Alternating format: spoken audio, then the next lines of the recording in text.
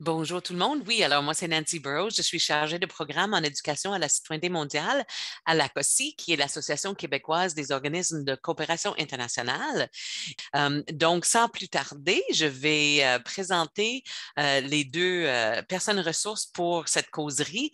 Il y a, donc, je souhaite la bienvenue à Yolande Bouchard, qui a enseigné pendant 34 ans l'histoire du Canada, l'histoire du 20e siècle et le cours monde contemporain au Collège Mont-Notre-Dame de Sherbrooke, au Québec. Il est aussi lauréat des prix d'histoire du gouverneur général pour l'excellence en enseignement de 2015. Et la deuxième personne ressource, c'est Dominique Fourget, qui est agent d'éducation à la citoyenneté mondiale au Carrefour de solidarité internationale de Sherbrooke, toujours au Québec. Et un de ses intérêts, c'est l'importance du développement des compétences citoyennes à l'adolescence. Et je vais passer la parole à Dominique qui pourrait peut-être dire un mot de plus sur qu'est-ce que le Centre de solidarité internationale de Sherbrooke. Alors, merci. Merci. Bonsoir tout le monde. Très contente d'être parmi vous. Bonjour à Yolande, qui est dans le bureau à côté de moi en ce moment. Donc, effectivement, je travaille au Carrefour de solidarité internationale, le CSI, et très rapidement, le CSI, on est un petit organisme de coopération internationale situé à Sherbrooke, et on va dire, comme trois grands secteurs d'action. On a donc de l'éducation à la citoyenneté mondiale, qui va être le sujet là, de ce soir. Ça se représente là, sur plusieurs formes d'activités, dont la majorité se déroule dans les écoles de l'Estrie. Et donc, ce soir, je suis avec vous pour vous parler de notre petit chouchou, notre atelier préféré, qui s'appelle Globopoly. Donc, Yolande, pour ta part, en tant qu'enseignant expérimenté, est-ce que le jeu, tu vois ça comme une pratique pédagogique pertinente en tant qu'enseignant? Dominique, extrêmement pertinente. Le jeu, l'amusement, ne même pas se rendre compte que tu apprends.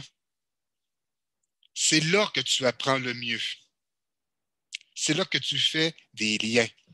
Donc, je l'ai compris assez rapidement, puis je l'ai utilisé le plus possible. Mais tu sais, faut pas. Mais pour faire, il y a le piège. Il faut que ton jeu soit pertinent et adapté à ta clientèle. J'ai envie de commencer en prenant un petit 10 minutes juste pour vous parler de c'est quoi Globopoly, parce qu'on va revenir, on va se servir de ce jeu-là pour mettre en évidence là, les différents ingrédients tout au long de la séance. Donc, Globopoly, c'est un jeu qui a été là, créé de toutes pièces par notre équipe ici au CSI. Et l'idée, en fait, c'est qu'on avait un atelier qu'on offrait dans plusieurs écoles, qui était un atelier qui s'appelait Introduction aux inégalités internationales. Donc, grosso modo, les élèves sont répartis en 6 équipes qui représentent chacune un personnage dans 6 régions du monde différentes. Donc, on a le Canada, le Japon, la Syrie et 3 pays avec lesquels on a des partenariats. C'est pas un hasard, Haïti, le Mali et le Pérou. Et le but du jeu, tantôt on va vous montrer là, des petites photos, là, vous allez pouvoir voir visuellement à quoi ça ressemble, mais le but du jeu, c'est une carte, on va dire, c'est un hexagone. Un octogone, ou un hexagone, puis on doit se rendre au centre. Et c'est très facile, les jeunes, déjà, ils voient la carte, on dit, d'après vous, quel est le but du jeu aujourd'hui? C'est d'aller au milieu. Donc, on fait ressortir à même leurs connaissances préalables quels sont, selon eux, des facteurs qui créent des inégalités dans le monde. Et donc, ensuite, on fait une marge des privilèges. Donc, on donne des exemples, on donne des statistiques et tout ça. Et ça fait en sorte que les pions, dès le début, vont se placer à un endroit différent dans le jeu. Donc, on se sert vraiment de leur connaissance préalable, de leur feeling, finalement, pour dire, effectivement, c'est vrai qu'il y a des choses qui sont injustes dans le monde. Et là, en fonction d'où les élèves partent dans le jeu, ils ont accès à des actions qui vont avoir des impacts ailleurs, auprès de d'autres personnages. Et ce qui est intéressant, c'est que les élèves ne sont pas au courant de quels impacts vont survenir au courant du jeu. Rapidement, dès le premier tour, le jeu est conçu pour que le Japon arrive au centre, seul. C'est un petit peu c'est le but. Et à ce moment-là, ils doivent piger une carte et ça dit, grosso modo, vous êtes arrivé seul au centre, le monde ne tourne pas rond, vous ne pouvez pas atteindre le sommet seul. Tout le monde doit reculer de 2 cases. Et c'est ce qui va arriver à chaque fois que quelqu'un va atteindre le centre seul. Et c'est là qu'on amène, dans le fond, la nouvelle règle du jeu qui est, plutôt que d'atteindre le centre seul, le but du jeu est de réduire les inégalités entre les personnages les plus avancés dans l'échelle dans l'échelle du jeu et ceux qui sont le moins avancés. Puis à la fin, on prend toujours le temps de faire un petit retour avec les élèves. Puis souvent, ce qui ressort, c'est « je ne pensais pas que ce qu'on fait ici avait autant d'impact ailleurs ». Et là, nous, quand ça sort, on met un petit crochet puis on se dit « on a réussi notre mission dans cette classe-là aujourd'hui ». Avec tout ça, pourquoi ça marche Globopoly? Donc, on a fait nos devoirs de notre côté et on a relevé 5 ingrédients qui sont, je pense, pour vous intéressants dans la mesure où, quand vous avez envie de développer des jeux dans vos pratiques pédagogiques, évidemment, c'est peut-être pas évident toujours de regrouper les 5 ingrédients d'un seul coup, mais c'est peut-être des pistes pour rendre votre jeu avec une plus grande portée puis qu'il y ait des effets concrets auprès des jeunes. Donc, on va y aller un ingrédient à la fois. Donc, Yolin et moi, on va avoir un échange, puis on va aussi à chaque ingrédient vous poser une question, presque à chaque ingrédient, pour qu'on puisse aussi bénéficier de l'échange avec vous ce soir. Donc, le premier ingrédient qui fait que, selon nous, Globopoly est un bon outil d'éducation à la citoyenneté mondiale, c'est qu'il est ancré dans les besoins du milieu. À quoi ça touche? Ça a 2 raisons. Premièrement, Yolande l'a mentionné tantôt, on doit s'assurer de la pertinence. Donc, là, clairement, que ça devient un jeu qui est pertinent parce qu'il répond à des besoins de formation, mais aussi parce que les enseignants vont avoir envie de l'accueillir, ce jeu-là.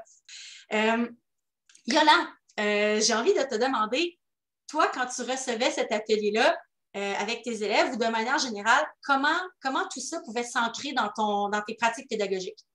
La première année que tu es venu présenter le jeu aux élèves, je ne sais pas si tu te rappelles, mais on avait observé la réaction des élèves et on avait eu besoin d'une discussion d'équipe. À qui allait s'adresser ce jeu? Parce qu'on a des élèves qui ont 13 ans et on en a d'autres qui ont 17 ans. Nous, on est arrivé à la conclusion que ça s'adaptait extrêmement bien aux élèves les plus âgés, parce qu'il y avait une notion de changer la mentalité. Mais il y avait des profs autour de la table qui disaient non, ça s'adresse à nous, même au premier cycle, parce que dans le programme éthique et culture, on pourrait le récupérer. D'autres disaient, ben non, mais moi, en anglais, c'est exactement ça que j'aimerais faire. Puis, pour votre information, ce qui est intéressant, c'est oui, effectivement, il a été réfléchi pour des élèves du secondaire, mais on l'a animé dans toutes sortes de milieux. On l'a animé avec la COSI, d'ailleurs. Nancy nous avait invité à l'animer auprès de l'équipe et des membres. On l'a animé auprès d'Affaires mondiales Canada, du gouvernement du Québec. Donc, ça l'a vraiment fait jaser, ce jeu-là. Puis, ce qu'on se rend compte, c'est qu'on peut toujours, on a la base, on a le gabarit qui est quelque chose de très vulgarisé, qui est accessible à tout le monde. Pour cet ingrédient-là, je ne veux pas comme ça insister plus que ça parce qu'en tant qu'enseignant, enseignante, vous êtes déjà ancré dans votre milieu. Donc, je pense que je n'ai pas à insister davantage sur cet ingrédient-là. Donc, on va passer au deuxième, qui est avoir une bonne dose de réalisme, s'ancrer dans la réalité maintenant. Donc, tous les jeunes devaient présenter leur personnage et il y a certains de ces personnages qui sont des vraies personnes. On a changé les noms, mais le profil, on va dire, socio-économique et tout du personnage, c'est vraiment une vraie personne. Donc, et ça, on le dit aux élèves et rapidement, ils disent « Oh, OK, c'est vrai ce qu'on fait là, c'est une vraie personne. » Et ils et elles se sentent déjà encore plus investis, encore plus concernés dans l'expérience. Je parlais aussi de la marge des privilèges. Donc, on disait, par exemple, si votre personnage a accès à des soins de santé, vous pouvez avancer de 2. Ça, c'est au début du jeu quand on place les pions. Et rapidement, ça vient, les émotions sont touchées tout de suite quand on fait ça. Tantôt, je vous disais que à la fin, le constat était c'est injuste, mais tout au long de la marge des privilèges, quand certains avancent, quand certains personnages qui sont des femmes reculent, donc tout ça, tous ces petits moments-là, ces petits déplacements-là, déjà, c'est OK, mais c'est ça qui se passe dans le monde pour vrai, tout dépendant des privilèges que j'ai. Il y a des choses auxquelles j'ai accès ou que je n'ai pas accès. Donc, ça aussi, ça amène une bonne dose de réalisme dans le jeu. Et j'ai envie aussi de vous poser la question, est-ce que le témoignage ou le storytelling fait partie de vos pratiques pédagogiques? Et est-ce que, selon vous, ça a des impacts? Tu t'en rendais compte, Dominique, quand tu venais, ça avait un impact tout de suite pendant le jeu parce qu'elles y voyaient une pertinence. Elles savaient que les noms qui circulaient, le jeu, les questions, tout était du réel. Oui, on peut bien sortir des chiffres. Oui, on peut dire toutes sortes de choses. Ça reste très théorique. Là, avec le jeu et avec toute la démarche que vous aviez réfléchie et votre présence active, c'était tout de suite l'impact, ça se voyait. Et ça se voyait comment? Par le sérieux que les élèves mettaient. Oui, puis Dominique, j'ajouterais rapidement, c'est que on a beaucoup plus de réseaux qu'on croit autour de nous. Il y a nos parents, il y a nos parents, il y a la communauté élargie. Nous devrions, ça devrait être une obligation dans une année scolaire. On est obligé de voir tous les éléments d'un contenu pédagogique, mais ça devrait être une obligation pédagogique aussi de faire entrer dans l'école les gens de notre communauté. On arriverait au troisième ingrédient, qui est l'aspect ludique. Bon, évidemment, c'est assez évident, on parle de jeu. C'est vraiment le premier questionnement qu'on a eu quand on a décidé de mettre au point cette activité-là. C'était, on veut sortir du cadre théorique, on veut éclater l'atelier et rendre ça vraiment le plus amusant possible.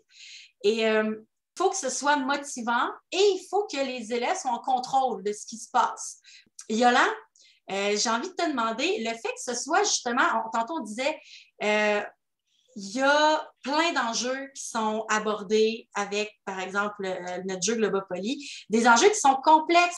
En quoi le jeu permet d'aborder de manière différente tout ça pour les élèves quand on allait dans tes classes? Mais je crois que le jeu ouvre la porte à n'importe quel thème, n'importe quel sujet. Il fait tomber les tabous. Et là, avec ce jeu-là, Globopoly, on est dans le côté ludique, évidemment, mais les thèmes, comme tu viens de dire, sont sérieux. Puis, c'est un jeu qui, même s'il est ludique, il est très sérieux. Il y a un élément que j'ai vraiment pris conscience par le jeu Globopoly, c'est que notre clientèle, elle est de plus en plus internationale. Dans ma classe, j'ai vu au cours des 34 années l'origine de mes élèves changer, les cultures se transformer. Le jeu permettait d'aborder des thèmes qui ensuite permettaient à des élèves de dire oui, je peux vous le confirmer. C'est comme ça que ça fonctionne. Et je peux le dire, je peux parler de mes origines. Oui, puis c'était souvent des moments qui, moi, me touchent beaucoup quand j'anime ce jeu-là, de voir des jeunes qui prennent le temps de parler, de faire aussi justement un petit témoignage, une petite partie de leur récit de vie finalement qui vient faire un petit aparté dans le jeu. C'est toujours des moments qui me touchent énormément. Si ça peut après ça semer des graines, puis permettre justement que les jeunes se sentent bien de parler de leur histoire, ben, ça permet de faire tomber beaucoup de préjugés. On pourrait passer au prochain ingrédient qui est favoriser la collaboration et la manipulation. La collaboration nous semblait un élément essentiel quand on a créé ce jeu-là parce que ça nécessite des savoirs agir qui doivent être développés pour être des citoyens impliqués dans sa communauté ou dans le monde en général. On parle de dialogue, on parle de débat, on parle de compromis, on parle de co-construction, de penser aux autres et pas seulement de penser à soi. Donc, le fait que le jeu ait besoin de ces éléments-là, ben, ça permet juste de les amener en douceur dans cet environnement-là pour, après ça, justement, continuer de construire sur quelles sont les bonnes actions en tant que citoyen à prendre dans tels enjeux. En tant qu'animatrice aussi, on donne des rôles différents dans les équipes. Il y a des gens qui sont responsables de certaines fiches, d'autres de certaines cartes, donc on remet. Donc, on essaie de distribuer les rôles de manière équitable dans les équipes aussi. Fait même des fois, les jeunes qui peuvent se sentir moins interpellés par le travail d'équipe, ben, on peut leur donner un rôle différent. Puis, c'est pas nécessairement ces jeunes-là qui qui vont devoir s'exprimer devant tout le monde, par exemple. On s'assure toujours de dire, ben, par exemple, si tu dois lire quelque chose, assure-toi d'être à l'aise de lire. Puis si tu n'es pas à l'aise, demande à un collègue de ton équipe. Puis on laisse ça très ouvert pour les jeunes pour qu'ils se sentent, comme on disait, toujours bien dans l'expérience. Donc, il y a la collaboration et la manipulation du matériel. Tantôt, tu as nommé juste le matériel en soi, créer de l'engagement là, dans le jeu. Comment cette composante-là de notre recette Globopoly a été utile pour tes élèves, selon toi? Et ce qui me surprenait très souvent, c'est même mes élèves qui étaient les moins attirés par ce contenu embarquaient assez rapidement parce que justement, c'était un jeu de participation. Il y a l'équipe elle-même qui doit parler, mais entre elles, trouver des solutions collectives aussi. Donc, non, c'est drôle, hein? Je considère que l'approche, si ça avait été un jeu où chacune ou chacun des élèves a une petite chose à faire, séparés l'un de l'autre, ça n'aurait pas fait long feu. Tantôt, quand je commençais à en expliquer un petit peu le jeu, le jeu est collaboratif, donc tout le monde gagne ou tout le monde perd. T'sais? Donc, c'est comme un jeu de société collaboratif. On a vraiment utilisé la même mécanique. Oui, puis tu sais, Dominique, que je ne sais pas si tu te rappelles, à chaque fois que tu arrivais à la toute fin du jeu, puis tu disais, on a atteint un niveau de partage presque équitable, comment elles réagissaient, elles applaudissaient, elles étaient toutes heureuses que dans leur collaboration, c'est ça la jeunesse aussi. La jeunesse, il faut leur donner des outils pour agir. Et là, elles l'oubliaient pendant 1h15, elles étaient en train de changer le monde, là. Tu leur donnais les outils pour le changer complètement. Et ça les rendait fières. Elles étaient fières d'elles. Et ça paraissait quand on retournait en classe, il y avait des filles, des élèves qui se parlaient, qui ne s'étaient presque jamais parlé avant dans la classe. Mais comme ils avaient dû collaborer pour trouver des solutions planétaires, puis là, elles continuaient à parler du jeu. Ça met, je trouve, bien la table au 5e et, disons, dernier ingrédient qu'on avait envie d'aborder ce soir, c'est les pistes d'action concrètes. Peu importe le sujet que vous abordez en classe, quand c'est un enjeu qui est complexe, sur lequel des ados de 16 ans n'ont pas beaucoup de prise, ça peut être rapidement très anxiogène. On n'a qu'à penser à tous les enjeux climatiques en ce moment. C'est une très, très grande source d'anxiété pour énormément de jeunes au Québec et au Canada de manière générale. Donc, c'était essentiel pour nous, quand on a créé ce jeu-là, de ne pas laisser les jeunes dans ce sentiment-là d'impuissance par rapport à des choses beaucoup plus grandes qu'eux et qu'elles. Donc, il fallait des pistes d'action. Leur donner vraiment des actions concrètes qu'elles peuvent faire dans leur vie, dans leur quotidien ou dans un avenir rapproché pour justement avoir un impact positif, être un acteur de changement dans leur milieu, que ce soit à petite, moyenne ou grande échelle. On essaie vraiment, à travers chaque enjeu, de proposer une action puis une réflexion sur qu'est-ce que toi, en tant que jeune qui habite au Québec aujourd'hui, en 2022, tu peux faire, qui peut faire du bien autour de toi, puis tu peux parler autour de toi pour que d'autres personnes puissent emboîter le pas vers le changement. Et ça, je crois que c'est la force du jeu, mais de manière générale, je pense que quand on aborde un sujet complexe, c'est vraiment important de donner un pouvoir d'action aux jeunes à travers ça pour que ça puisse encore là s'ancrer dans la réalité, mais que ça puisse les engager dans leur communauté ou dans leur école ou dans le monde en général. Oui, puis ça fait penser qu'au fil du temps, le jeu a aussi évolué de plus en plus. Je pense que les organismes de coopération internationale, on est très sensibilisés à sensibiliser les gens aussi à la décolonisation. Puis ça fait de plus en plus partie de notre discours. Puis je l'amène de plus en plus aussi dans Globopoly. Puis je me rappelle que les premières années que je disais ce mot-là, épelaille. On ne savait pas trop de quoi qu'on parlait. Puis déjà, maintenant, les fois que je l'ai animé cette année, que je disais ce mot-là, ça, décolonisation, est-ce que vous connaissez ça, ce mot-là? Bien, déjà, il y avait des pistes. Fait que déjà, c'est le fun. On voit que la sensibilisation se fait, puis ça leur permet effectivement de se rendre compte qu'il y a énormément d'enjeux coloniaux derrière tout ça, puis que ce n'est pas une question de volonté. je serais intéressée de voir s'il y en a qui ont des questions. J'aimerais aussi voir s'il y en a qui ont des expériences similaires. Puis là, on parle, c'est ça, d'un jeu qui est quand même complexe, qui a beaucoup de ramifications, mais on peut utiliser plusieurs de ces ingrédients-là dans des contextes beaucoup plus simples aussi. Est-ce qu'il y a de l'identification? Est-ce que les élèves s'identifient à leur personnage? D'abord, il y en a ils vont tout de suite vers un pays qui les intéresse pour des raisons que moi, je ne sais pas nécessairement, mais on voit qu'il y a un intérêt. Ah oui, moi, je veux le Pérou, parce que leur sœur est allée faire un stage au Pérou, peut-être.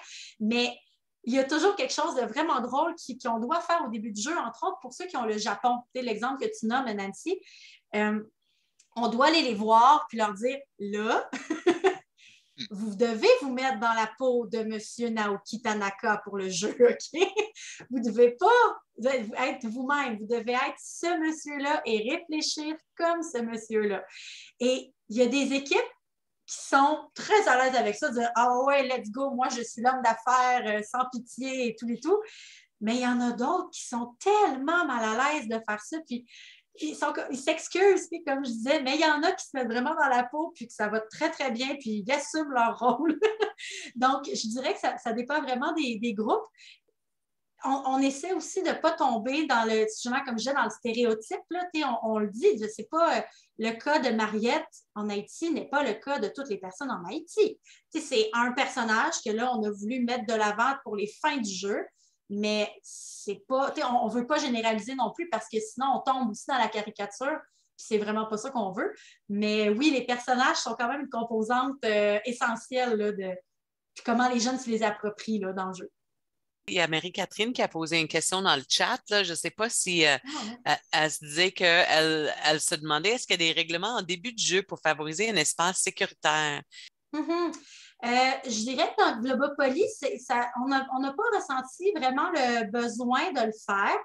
Par contre, quand on va dans des groupes avec des profs, ou du moins avec qui on l'a jamais animé, on prend le temps de demander c'est quoi la vibe du groupe, c'est quoi leur attitude par rapport à ce genre d'enjeu-là. Ça se peut qu'il y ait des choses qui sortent, mais on n'a pas d'avertissement au groupe à l'avance. Mais on prépare les animatrices, par exemple, à ce qu'il y ait peut-être des commentaires là, au niveau plus personnel qui puissent sortir, qui amènent des discussions plus personnelles là, dans le cadre de l'activité.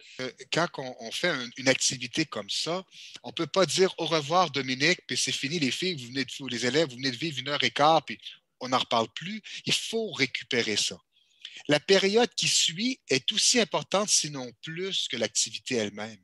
C'est elle qui va donner tout le sens de l'activité. Qu'est-ce que vous avez appris dans le jeu, par le jeu, mais aussi qu'est-ce qui vous interpelle quand vous avez vu les inégalités, puis comment on les a créées, comment elles se créent, elles se nourrissent, nos inégalités planétaires. Qu'est-ce qui vous a fait? Comment vous réagissez à l'intérieur de tout ça? Si je comprends bien, Yolande, parce que dans le fond, on parle de Globopoly, mais ça peut être d'autres types de jeux, parce que les ingrédients qu'on a vus, dans le fond, c'est comment trouver des moyens pédagogiques pour aborder des sujets importants, des inégalités ou d'autres types de sujets. Et moi, ce que je comprends, c'est que donc, là, l'idée, c'était de faire venir le CSI de Sherbrooke, faire jouer Globopoly. Et là, la prochaine fois que vous revoyez le même groupe, vous avez prévu, mettons, une demi-heure ou quelque chose de retour sur l'activité. Un cours complet, Nancy. Au complet. Le cours qui suivait, nous avons vécu quelque chose, vous avez vécu quelque chose, partageons maintenant. Et ensuite, nous retournions ensuite voir c'est quoi les solutions. Il y a un objectif dans le jeu de Globopoly, c'était de nous dire, nous les avons, les solutions. Là. Nous les avons, là. Puis on vous les nomme, mais il y en a bien d'autres aussi. Mais si vous voulez des changements, vous la voulez, la société idéale, vous le voulez, le paradis sur Terre, mais changez vos attitudes. Ouvrez-vous, ouvrez vos cœurs, ouvrez votre esprit, ouvrez votre âme. Vous avez autour de vous, dans un lieu, dans une place, vous avez le monde qui vous entoure. C'est le temps d'en parler, c'est le temps de voir ensemble. Mm-hmm. Je peux-tu faire du pouce là-dessus? Dans le fond, c'est dans les ingrédients que vous avez nommés, là, ancrés dans les besoins du milieu, s'ancrer dans la réalité, ludique, collaboration, manipulation et les pistes d'action concrètes sont toutes des ingrédients intéressants. On n'en parle pas des inégalités mondiaux dans le corridor des écoles de façon générale, ni aux nouvelles souvent et tout ça. Ça peut nous amener vers l'impuissance et la paralysie et c'est trop gros, j'aime mieux plus y penser parce que c'est trop gros pour moi et tout ça. Fait que je trouve ça intéressant, l'importance dans les activités éducatives qu'on fait de toujours avoir ce bout-là d'accès sur, de ne pas laisser les gens avec le sentiment d'impuissance. Si tu invites le CSI à venir en classe, il faut qu'il y ait un avant, un pendant et un après. Et l'après, il doit prendre tout son sens. Ça, c'est certain. Si je peux juste, parce qu'on parle des ingrédients, ça me fait penser à une recette. Soit une recette où quand on fait de la peinture, c'est un peu la même chose, mais quand tu fais une recette, tu planifies, il faut que tu ailles acheter tes ingrédients, tu fais ta recette, mais il faut que tu fasses la vaisselle après de la démarche. Là. Mais je trouve ça beau, Nancy. Puis moi, je prendrais une autre image. Ce que le CSI apportait dans mon cours, c'était de la levure pour un pain. C'est comme ça que je le voyais. Ça permettait, je les avais les ingrédients, je les avais les élèves, je savais les thèmes, mais ça n'aurait pas levé autant. Il me fallait une bonne levure et ça, voilà, je l'avais là. Et ça venait du communautaire. Ça venait de nos organismes communautaires qui nous rappellent, qui nous ramènent à l'ordre. Je pense que c'est des très belles paroles pour terminer ça, parler de la levure. Dominique, c'était vraiment très bon. J'ai eu un message d'un prof en particulier qui m'a écrit en privé et qui a dit qu'il aimerait vraiment ça que Globopoly soit accessible à tous et à toutes. Et je sais que c'est pas possible pour l'instant, mais j'ai dit que j'allais faire la pression, donc je la fais officiellement. Écoute, peut-être. Oui, c'est toujours l'enjeu quand on parle de Globopoly, c'est la possibilité de l'exporter.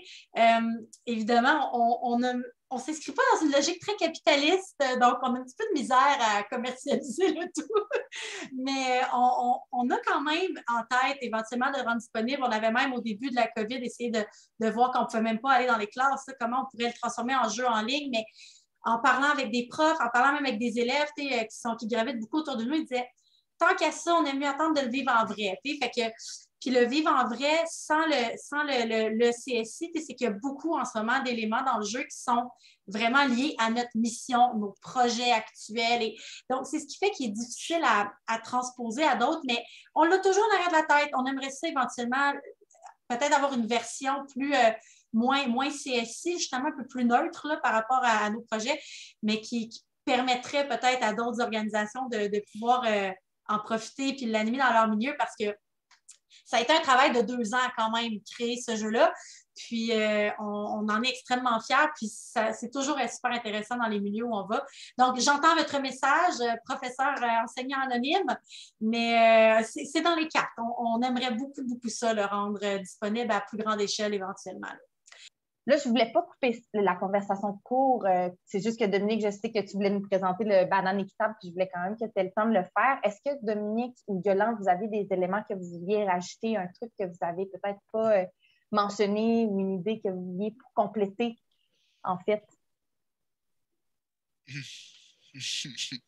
Bien, en fait, je pense l'idée générale, je crois, qui est intéressant à partager ce soir, c'est que oui, nous, on a cet outil-là, Globopoly, mais l'idée derrière ces ingrédients-là, c'est juste, je pense, de vous inspirer peut-être à des fois pour certains thèmes, certains enjeux, peut-être faire appel à des acteurs de votre communauté pour les aborder, mais aussi des fois de sortir des sentiers battus, puis de créer vous aussi, puis à la limite que ce soit avec vos élèves, des jeux qui peuvent être un petit peu inspirés finalement de ces ingrédients-là qui sont...